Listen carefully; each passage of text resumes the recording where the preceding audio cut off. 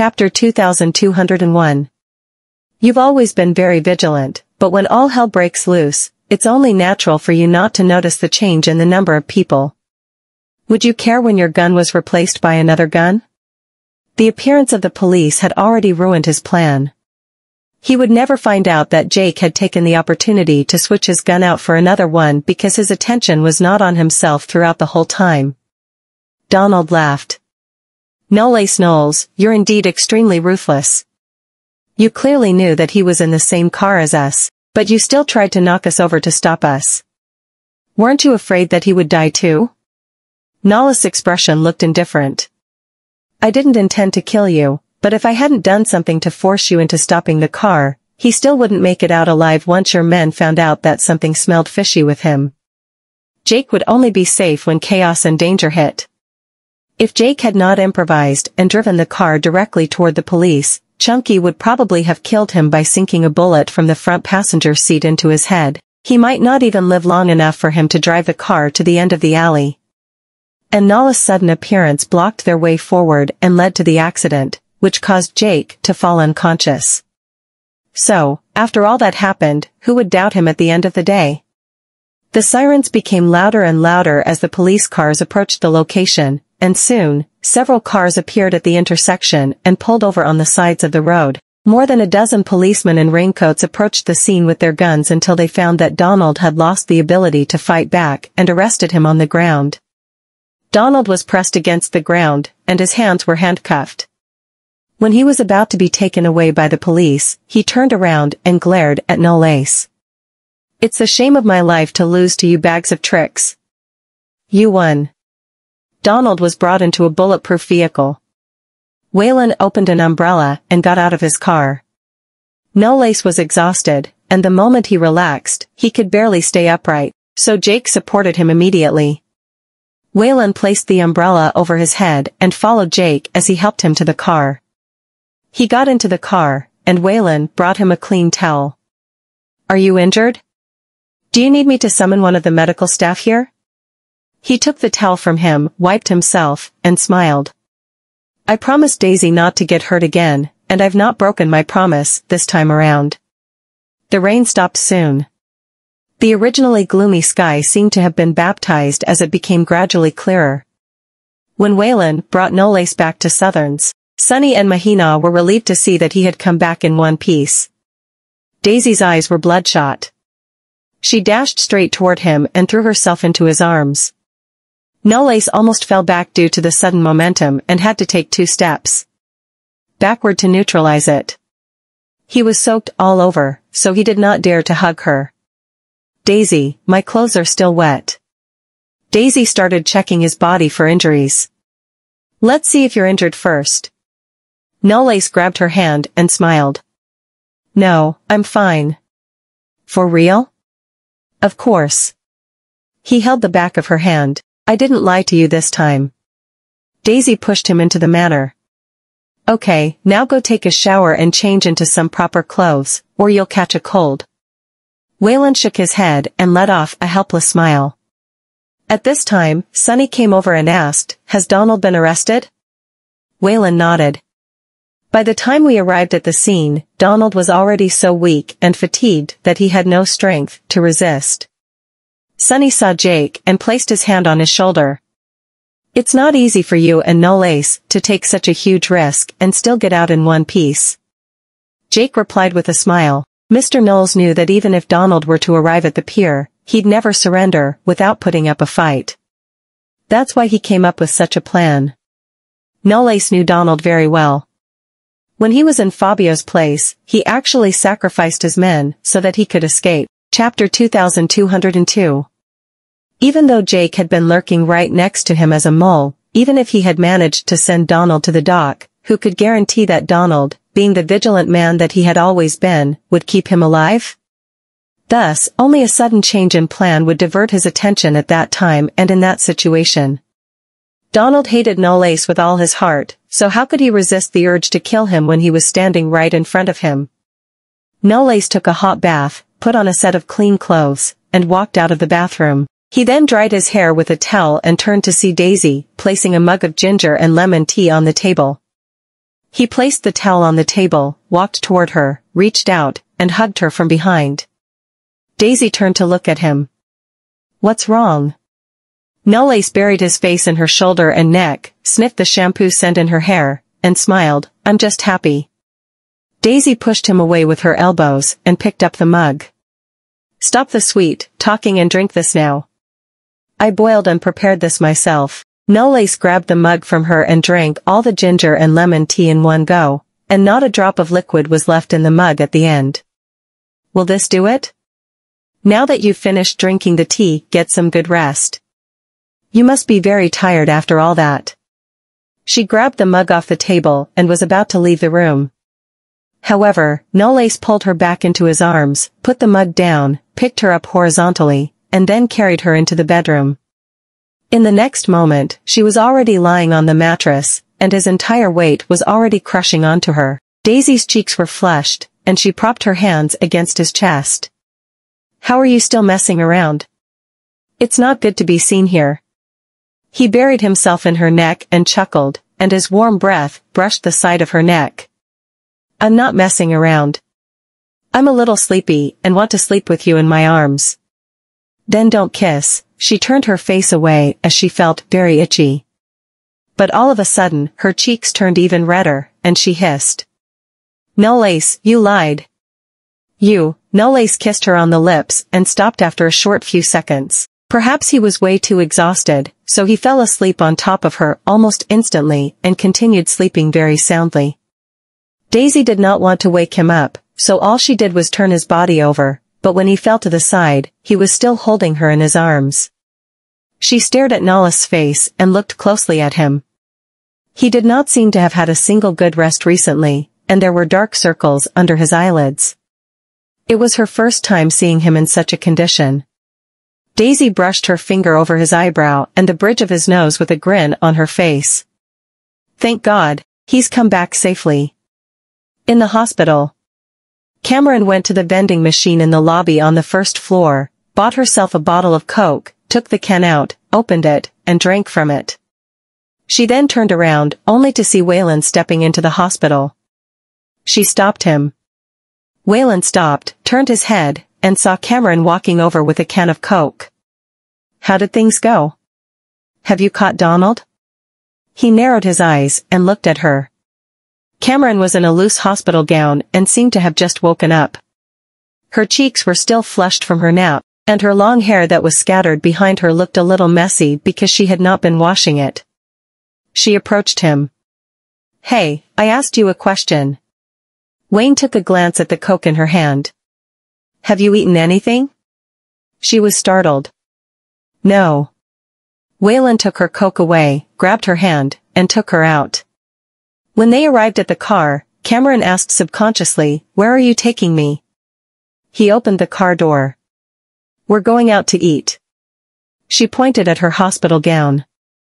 Are you asking me to eat out with you in this? Waylon held the car door, turned to look at her, and raised his eyebrows. Is your appearance something that you'll worry about? Cameron choked on her own words. That's not something that should come out of a gentleman's mouth. Since when do I not mind how I look on the outside? Waylon smiled. But I don't mind how you look. The moment Cameron met his gaze, she shifted her head away immediately. Okay, let's go then. It's just a meal. Chapter 2203. Cameron got into the front passenger seat. While driving, Cameron leaned against the car window and propped her hand against the side of her forehead. You haven't answered my question. Waylon held onto the steering wheel and pulled over to the side of the road. It's all over now. She paused for a split second and turned to look at him. So, has Donald been arrested?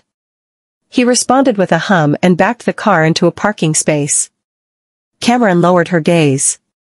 Donald's arrest means that everything's over now, and it's time for them to go back to Zlokova. The front passenger's door was opened at some point, and he was already standing outside the door. It's time to get yourself out of the car. Cameron undid her seatbelt and got out of the car with her can of Coke. But he immediately confiscated it from her before she could take another sip. You should eat first. This is none of your business. She reached for it, but Waylon threw the can into the trash can on the side of the road almost instantly, and the trajectory was very precise. Cameron was about to get angry when Waylon raised his hand and rubbed the top of her head. "I'll buy another can for you after the meal." She was stunned.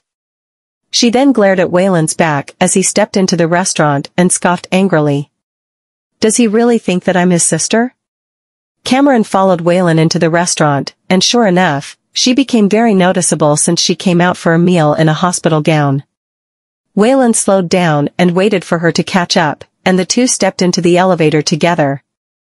Seeing that some other guests poured into the elevator, Cameron crossed her arms, and the impatience exuded from her face was obvious.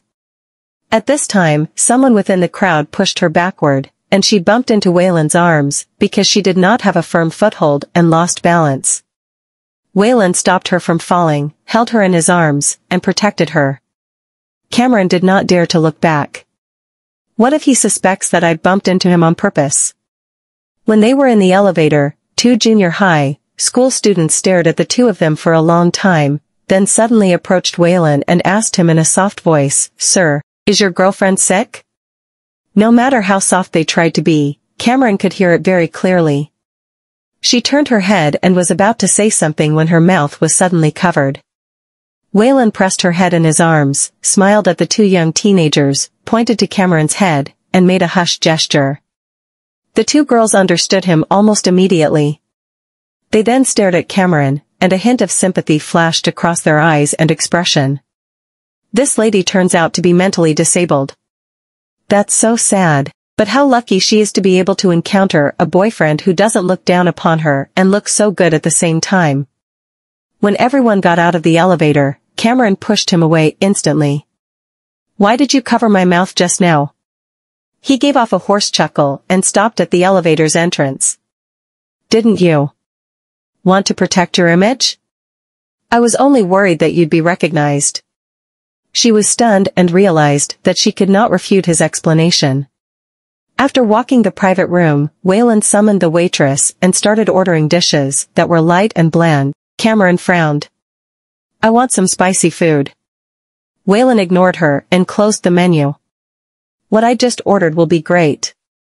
The waitress smiled. "Okay." Cameron stopped the waitress. "Wait, what about the food that I ordered?" The waitress looked at Waylon in embarrassment, and Waylon loosened his cuffs. "You haven't been discharged from the hospital, so no spicy food for you." "It's not that I'm injured and need to avoid certain foods, that's still a no in my book." He rested his arm across the back of her chair and leaned closer to her. "I'll let you decide our food for the night if you're paying for it." Cameron scoffed. "Do you think that I have no money on me now?" "Fine, I'll pay for." As soon as she took her cell phone out, Waylon grabbed it away and inserted it into his pocket. Cameron was rendered speechless for a moment. The waitress chuckled softly. "Miss, your boyfriend is only doing so for your health, so maybe you could just listen to him?" She then went out and closed the door. Cameron did not even have the time to explain a word from beginning to end. She sat back and crossed her arms. Who would have thought that I'd have to get bullied when I agreed to come out to eat? Waylon smiled and moved half an inch closer. "I'm about to leave the East Islands already, so shouldn't you compromise just this once for me?" Chapter 2204. Cameron did not utter a single word. Waylon curled her hair with his finger, fiddled with them, and said casually, "After all, maybe we won't see each other ever again in the future. All things come to an end." Cameron turned to look at him. "That's life." He lifted his gaze and stared at her. His gaze seemed to be fixed on her, and it felt aggressive. Her cheeks warmed up just by being stared at, and she looked away. "It's useless for you to look at me with those eyes." She immediately added, "I won't pay you back for this meal." A hint of hilarity flashed across his eyes. "I don't need you to pay me back." She grabbed the water glass on the table. "I didn't plan to pay for it either." Waylon smiled and said nothing.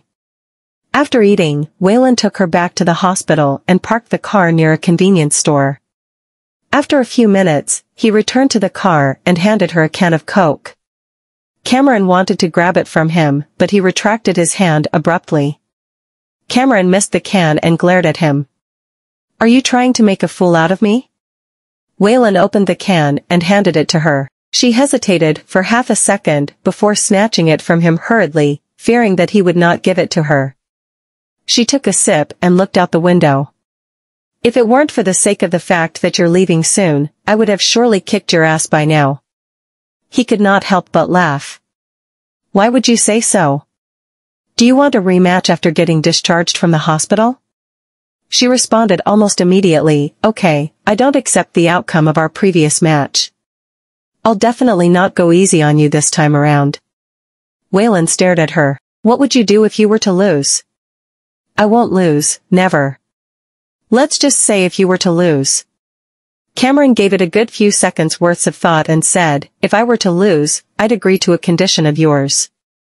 He approached her, and his fingertips inadvertently touched the back of her hand. "Will any condition do?" She thought for another few more seconds. "Just don't go too far." Upon seeing her solemn expression, her too far scale might not be the same as his. Thus, Waylon nodded in agreement. "Okay then." 2 days later, Cameron was discharged from the hospital. Sunny specially ordered someone to cook up a storm and prepare a sumptuous banquet to welcome her home. He even set up a few tables in the courtyard. Besides Daisy and Knoles, Quincy, and Sadie, even Damien, Mateo, and the others were there. Probably because everyone was gathered together, the southern manor looked and felt extremely lively. After the food was served, Knoles started peeling shrimp for Daisy while Quincy fetched Sadie all sorts of side dishes throughout the whole meal. Cameron picked up the mashed potatoes on her plate with a spoon and watched as the couples acted affectionately. "I've gotten full just by watching these people eat." Sunny cleared his throat and asked Waylon, "When are you going back?" Waylon answered with a smile, "We'll depart in 2 days." He sighed, "It's been almost half a year since you people first arrived on this island. Now that it's time for you to leave, I can't help but feel a little heavy-hearted." Daisy lifted her head. "Same here, but we'll come back to visit you in the future." Sunny laughed out loud. "I'll take that as a promise and look forward to your next visit." After saying that, he leaned into Daisy's ear. "Don't forget our bet." Daisy was astonished for a moment, took a glimpse at Waylon and Cameron, and whispered to him, "Is it still on?" Sunny lowered his voice. "Of course, I still believe that Cam has the charm to win me the bet." Cameron squinted slightly. "Those two people are whispering to each other. Something smells fishy there." As she was staring at the two exchanging words, she fumbled for her teacup that was on the dining table. At that moment, Waylon saw her actions. After noticing her movements, he moved his teacup closer to her with his little finger. Soon, she touched a teacup, picked it up, and drank from it. It was not until she finished drinking the cup of tea that she felt that something did not feel right. She then realized that her teacup was still on the table when she wanted to put down the teacup in her hand. "If the cup on the table is mine, then..." She turned her head slowly and realized that Waylon was staring at her, and his eyebrows were slightly raised. His thin lips then moved as if he was telling her something. "The teacup in your hand is mine." Chapter 2205. Cameron's expression froze. She felt extremely embarrassed as she stared at the cup of tea in her hand. Did I just use someone else's cups and drink someone else's tea? Fortunately, no one was looking at her, so she restrained her expression, placed the teacup back on the table, pushed it back to Waylon, and said in a low voice, "Anyway, I'm not the one who suffered a loss from this." He rubbed the mouth of the teacup, lowered his gaze, and smirked. People who've taken advantage of somebody else always love to say that. She replied casually, "Yes, you're right about that." Waylon then slowly poured some tea into the cup, picked it up, and placed the cup against his lips. Cameron was stunned for a split second and could not stay calm while that was happening. He drank the tea slowly, and his lips now covered the rim of the cup that still had her lipstick mark. The way he swallowed the tea and wiped the corners of his lips with his thumb was somehow very seductive to her at the moment. It seemed intentional, but also serious at the same time. Cameron's gaze swept across his face, and mainly his lips subconsciously. She then looked away almost immediately, and her cheeks suddenly turned inexplicably warm. I wasn't paying attention and was careless. But he clearly knows that I'd drunk from that cup. Cameron placed her tableware down and stood up. Everyone at the table stared at her. I finished eating. She lowered her head and left the table immediately. Sunny was puzzled and looked at Waylon. What's wrong with her? Waylon rubbed the edge of the cup with his fingertips and smiled. Perhaps she's truly full. Cameron went upstairs and straight into her room. She then closed the door, leaned behind it, and covered her scorching cheeks with her palm. He must have done it on purpose, right? The banquet downstairs did not end until noon. Sunny had one too many throughout the meal, because Damien and his men had been proposing a lot of toasts. He was really dizzy, and the butler sent him back to his room to rest. Daisy was about to say that she wanted to go upstairs to see Cameron, but Knowles embraced her by the shoulders. You don't seem to be the appropriate candidate for this task. She was startled for a short moment. Seeing that Knowles seemed to know something, she narrowed her eyes. Did you hear everything? When I was whispering to Sunny, he was sitting right next to me, so he most probably heard what we were talking about. Knowles chuckled. I didn't hear it. I saw it. She wondered. What did you see? Knowles smiled and said nothing. At this time, Waylon and Quincy stood in the courtyard. Quincy said that after the detainee who repatriated Donald arrived in Yarramore, Donald was sent to Vermont Bain Prison by Interpol. He would be imprisoned there for life without parole. Vermont Bain Prison was located in the middle of the Pacific Ocean. The entire prison was built by an aircraft carrier, one of the world's strictest facilities. The main body of the wall was made of extremely durable metal, and there were more than 1,000 cameras installed in it. All its prisoners were basically under 24/7 surveillance. What was more, it was located in the center of a vast ocean, so even if Donald had the ability to break himself free from the prison again, escaping would undoubtedly be equivalent to signing his own death certificate. Waylon looked up at the sky and stared off into the distance. The cost of losing one's freedom for life is rather high, huh? A person like Donald who's unwilling to stay mediocre his whole life and is driven by power, I think making him lose his freedom is way crueler than killing him directly. Quincy sighed and thought of something. Now that everything's over, when will you and Miss Daisy return to Bassburg? Waylon narrowed his eyes and did not utter a single word. Quincy followed his gaze and saw the curtain behind one of the window sills upstairs sway slightly. If I'm not mistaken, that should be Miss Southern's room, shouldn't it? At Bassburg, in the Goldman mansion. Nolan sat in his study, going through some magazines. He wore a pair of metal, framed glasses that were golden color, and his well-built body fit his dark shirt perfectly. The cell phone that was placed on the desktop received a text message at this time. He stopped flipping through the magazines, took a glance at the screen, picked up the cell phone, and checked the content of the message. Chapter 2206. Maisie picked up the fruits and walked over. What are you looking at? Nolan looked up and put down his phone. What happened at the East Islands has finally come to an end. Maisie placed the plate down on the desk and smiled. I guess the children are all safe now. She picked up a slice of orange and handed it to him. Nolan closed his magazine, ate the orange slice, and then pulled her into his arms. The orange is sweeter when you give it to me. Maisie picked up a cherry. If our sons were as good at sweet talking as you, I'd be a lot less worried. Nolan smiled. They're going through a phase, and that's normal. Colton and Daisy grew up around us and weren't alone outside like Waylon, who's more mature. Colton isn't very good at expressing himself and is too straightforward. You know that. Maisie rubbed her temples. That's why I'm worried.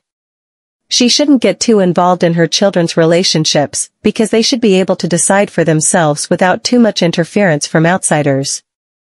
The interference would only make things more complicated. Nolan hugged her. All right, when Waylon comes back, let them communicate. Maisie nodded. I guess that's the only way. By the way, Waylon got a new identity after going to the East Islands. Maisie was surprised. What is it? Nolan chuckled. Son-in-law of the Southerns. At the East Islands, at 9 o'clock in the morning. Cameron changed into men's clothing and walked toward the Martial Arts Center, which was empty because it was early. She walked up the stage, and Waylon stood there under the light in a white shirt, looking dapper. Even his face looked clearer. She walked up the stage and looked around. Why did you pick this time? He held his sleeve. It wouldn't be less humiliating after a loss. You care about feeling ashamed? He chuckled. You do. Cameron crossed her arms. I won't lose. Really? Waylon raised his brows. I'll give it my all then. Cameron moved her wrist around and squinted.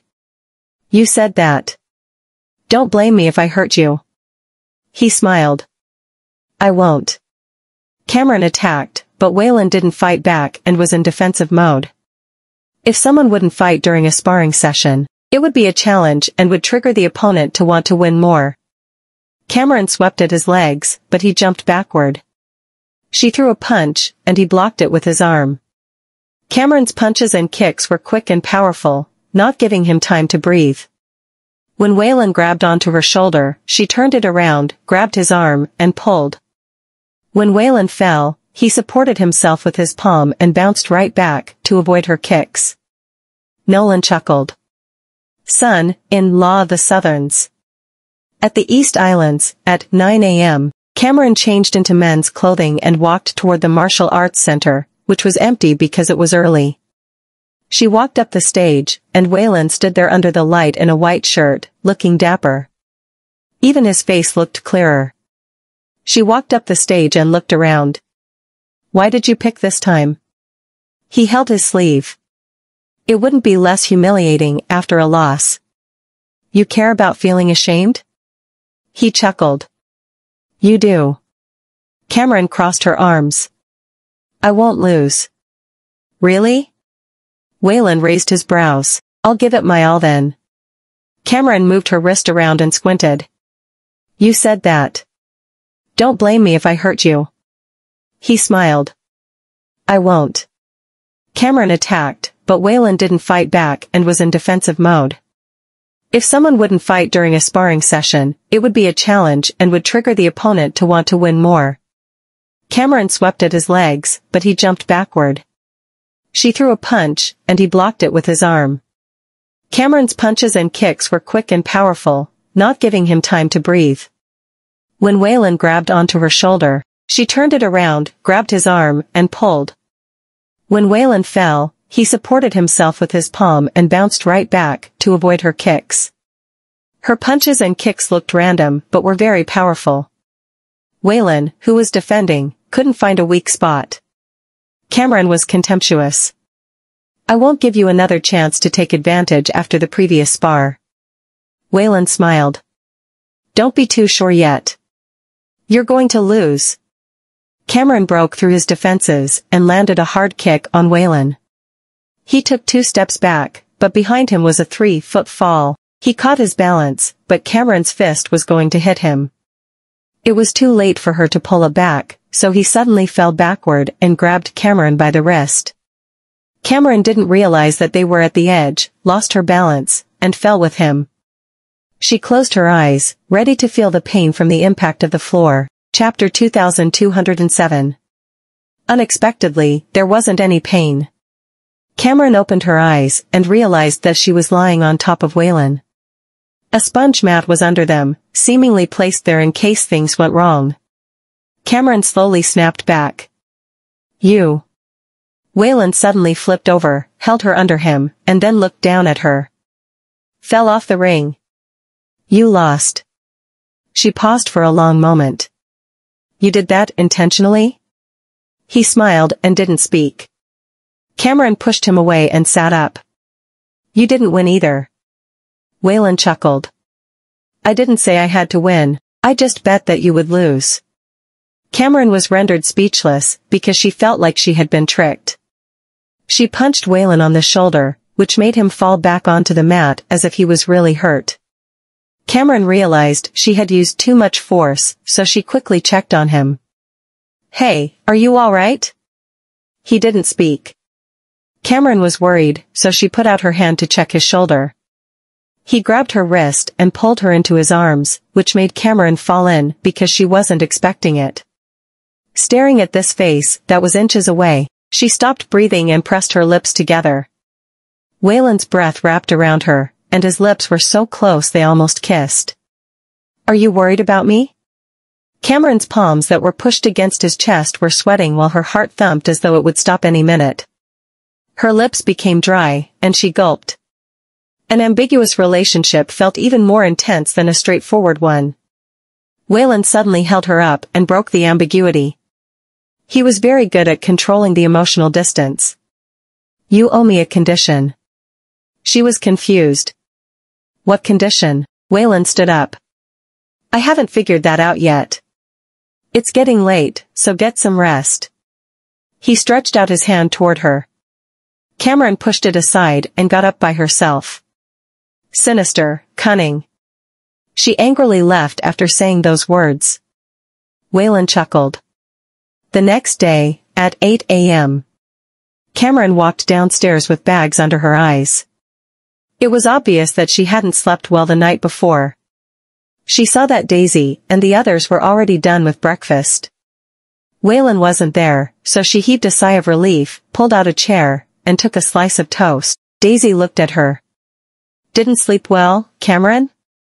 She nodded. "I was watching a show." "You watch shows?" Sunny looked at her suspiciously. "What's the point of it?" If she had watched them, she would have been enlightened. Cameron picked up the glass of milk and didn't answer. Sunny looked toward Daisy. "You're going back to Basburg tomorrow?" Cameron froze and didn't speak. Daisy nodded. "Tickets for tomorrow afternoon." Sunny glared at Cameron and said, "Cam has never been to Basburg before. It would be nice for her to see the world." Daisy smiled. "I'll welcome her with open arms." Cameron put down her glass. "I'm not going." Sunny was surprised because he thought that she would think about it, but she immediately shut down the idea. He clicked his tongue. "I just want you to go and unwind, have some fun, and make some new friends. I'm not pushing you away. Why don't you even think about it?" Cameron looked toward him. "I can't relax if you're home alone."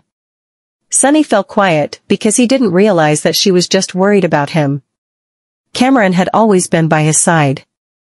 Even if she left, it would be for business meetings. She would mostly stay on the island, not because she wasn't interested in the outside world, but because she was worried about him. Chapter 2208. Sunny calmly said, "Now that everything has ended, I'll be safe. You don't need to worry. Mahina, the butler, and Damien will be here. I'll be more carefree when you're not around." Daisy placed down her cutlery and got up. "Sir, Cameron, I'm done. I'm going to check on them." She left the space for the father and daughter. After Daisy left, Sunny asked Cameron somberly, "What do you think about Willie?" She looked around. "What do you mean? Do you think I can't tell? Something is going on between you two, and he has feelings for you." He was very serious. Cameron was shocked. "That's nonsense. Wayne has feelings for me? Only you know whether that's nonsense or not." Sunny picked up the napkin and dabbed the corner of his lips. "Think about how you feel when you're around him, then about how you feel when you hang out with the other members." After that, Sunny picked up his cane and went upstairs. Cameron froze on the spot, her mind in a mess. Did Waylon really have feelings for her? After breakfast, Cameron went to water the plants in the garden and was not paying attention.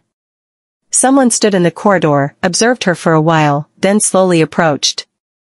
"Are you trying to drown the flowers?"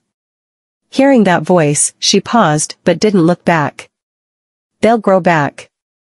Waylon looked down. "I'm going back to Basburg tomorrow." Cameron turned off the valve and turned to face him. The way she felt when she was with him was definitely different from what she felt when she hung out with the other guys. It was maybe because they had been treating her like a man, so Waylon stood out. Waylon squinted. "What's wrong?" Cameron suddenly walked toward him and stopped an inch away before she slowly approached him. Waylon didn't move away and kept his eyes on her. Cameron placed her hand on his chest, which surprised him. "Your heartbeat feels normal." If he had feelings for her, why did his heartbeat stay normal when she approached him? Waylon raised his brows and suddenly leaned close to her, his breath blowing on her forehead. "What are you testing?" She took a few steps back in surprise. Why did her heart beat faster? Did she have feelings for him? Had she fallen for him? She asked, curiously. Doesn't your heart beat faster when a girl gets close to you? Was she the only one who had symptoms like that? Was her father just messing with her, and Waylon didn't actually have feelings for her? Waylon lightly chuckled. "Are you talking about your own reaction?" Cameron immediately denied it. "No." Waylon slowly walked closer to her. "If you really want to test it out, I have a way to do it." Before Cameron could react, she was already in his arms. She pressed her palms on his chest. His heart was beating and felt hot on her palm.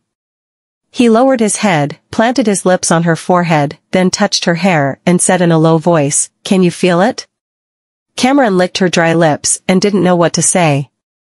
Her palm, which was still pressed against his chest, felt as though it was stuck there, and she couldn't pull it away.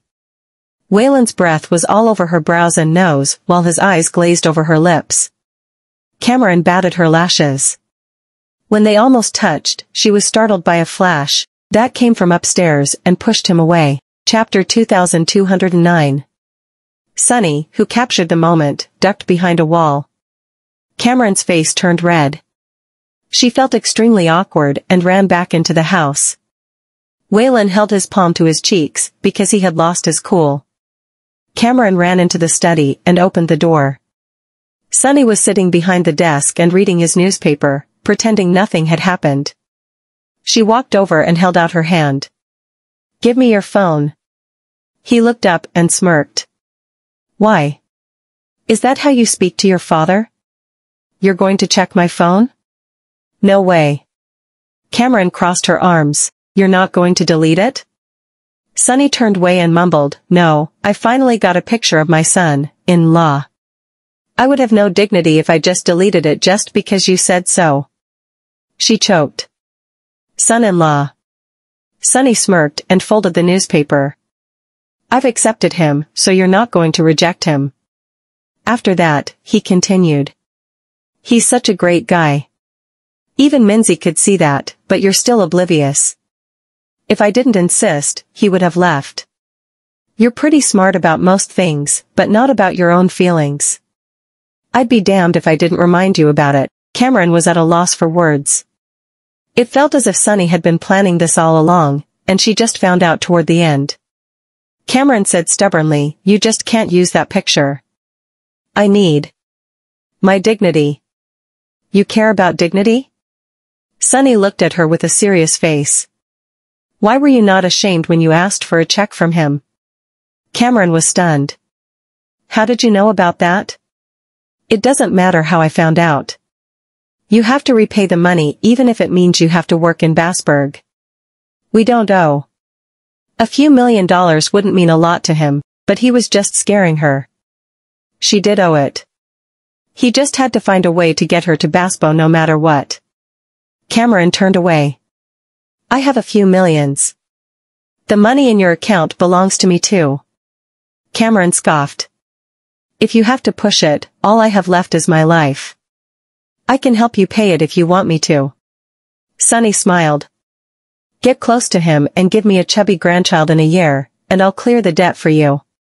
You can do that yourself." Cameron's face was red with anger when she stormed out. Sunny smirked, because she was no match for him. He picked up his phone, opened the photo, and sent it to Damien to show off. Damien was annoyed and blocked him.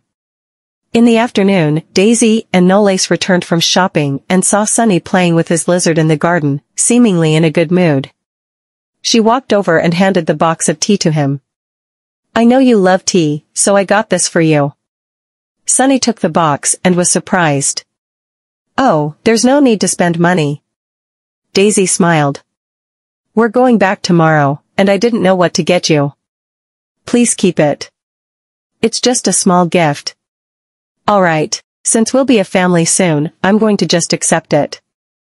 Daisy raised her brows. You're so confident about that? Sunny waved his hand.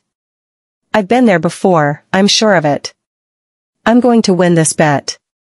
After saying that, he quietly showed her the picture on the phone.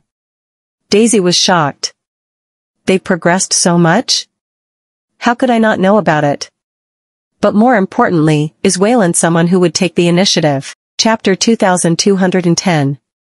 That was unbelievable. Daisy scratched her cheek. What are your terms? Sunny said, nothing much. All I want is for Cam to find a man who matches her. I think your brother is a good man, and I hope that I'm not wrong about it. Daisy suddenly felt guilty. But it doesn't look like Cameron wants to go to Basburg. I don't know if it's a good idea to insist that she goes. Even though Sunny did this for her happiness, it felt as though forcing her to go to Basburg for her brother wasn't the right way to do it. Sunny smiled. No one can make her do something if she doesn't want to. I have no idea how, but what if she wants to go? At least she wasn't forced to go. Even if they tricked her, there was no point if she wasn't willing. He knew his daughter well enough. She just didn't want to admit her feelings to anyone. The next day, after breakfast, the party went to the pier. The ship that was docked there would leave at 10:15 a.m. Sunny, Mahina, and the butler sent them to the pier, and some of the Southern clan members were there too. Daisy looked towards Sunny and the others with a heavy heart. Take care of yourself. We'll come back and visit. Sunny smiled and nodded. I'm glad you think that way. We'll always be on the East Islands. After a long time, Cameron was not there yet. Daisy looked toward Waylon. Is he not going to wait for her? Would she really show up? Daisy wasn't sure, even though Sunny had said that Cameron would go to Basburg. After around 10 minutes, a car parked not too far away, and Cameron got out of the car in her shades. The driver helped her get her luggage out of the trunk. She walked over with her luggage. Daisy was shocked. You. Cameron turned away and smirked. I'm just going for a few days. I don't plan to stay for too long. Daisy smiled. You can stay as long as you want. Cameron turned to look at the rest. I'm really leaving. Are you not going to ask me to stay? Sunny turned around. Oh, it's time to go home and have a drink with Damien. Let's go. Mahina waved. Have fun. The butler smiled. Go have fun. I'll take care of him. Cameron was rendered speechless. Those were the real faces of her family members. She angrily boarded the ship with her luggage. Waylon looked at Cameron and couldn't help but smile. Daisy walked close to him. Let's go. She boarded the ship with Nolace and Waylon following close behind. The ship sailed off into the wide ocean. Cameron sat in her cabin reading a magazine when Daisy poked her head in. Cameron? She turned and closed her magazine. What is it? Daisy walked into her cabin, closed the door, and sat down on the couch. I came to see you because you might be bored. Cameron put her magazine aside. It's rare that you're not spending time with your husband and with me instead. It's different. Daisy walked over to the window and pulled the curtains aside. The sun's rays shone in while the water shimmered. The first time I left home was to study at Yarramore with Colton. Cameron was surprised and squinted. Are you trying to make me feel better? She turned back with a broad smile. I was just worried that you would be sad. Cameron chuckled. Why would I be sad? I can still go back. I haven't been to Basburg before, so it would be nice to visit it.